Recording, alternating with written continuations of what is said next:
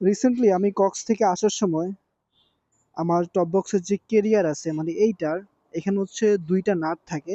So দুইটার একটা খুলে গেছে আর নিচে একটা নাট থাকে, নিচেরটাও খুলে গেছে। সো পরে অনেক খোঁজাখুঁজি করলাম, আমি যেহেতু চাঁদপুর থাকি, নাটটা পাই নাই, অনেক কষ্টে মোটামুটি এইটা চাঁদপুর নিয়ে আসছি। কুমিল্লা আসার পর আমি বুঝতে পারছি যে আমার নাট খুলছে।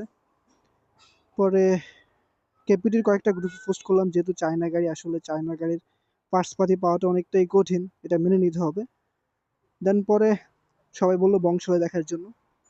পরে চাঁদপুরে অনেক খোঁজাখুঁজি করার পর মোটামুটি একটা পাইসি নাট, তাও সিমিলার না, এটা হচ্ছে অরিজিনালটা, এই পাশে যেটা আছে এটা অরিজিনালটা, আর এটা হচ্ছে এখন আমি কালেক্ট করছি কোনোভাবে। সো এখন আপাতত এটা দিয়ে চালাই দিব। মূলত নাটগুলো হচ্ছে এই জায়গার, এখানে একটা আর এখানে একটা। সো পরে আমি এই পাশ থেকে একটা খুলে দেন স্যাম্বল নিয়ে অনেক খোঁজাখুঁজি করলাম লাস্ট 2-3 দিন ধরে। দেন ফাইনালি এখন যেটা পাইছি এটা দিয়ে চালাই দিব, চলে এখন পর্যন্ত।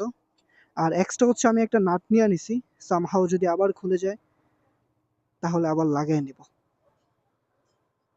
পরে সবচেয়ে ব্যাড এক্সপিরিয়েন্স ছিল এটাই যে আসলে কুমিল্লা থেকে টপ বক্সটা নিয়ে অনেক কষ্টে আসা লাগছে।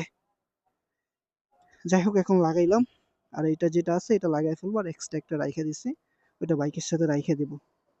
ট্যুরে যাওয়ার সময় এটা লাগবে, যদি কখনো খুলে যায় তখন লাগাই নিতে পারবো।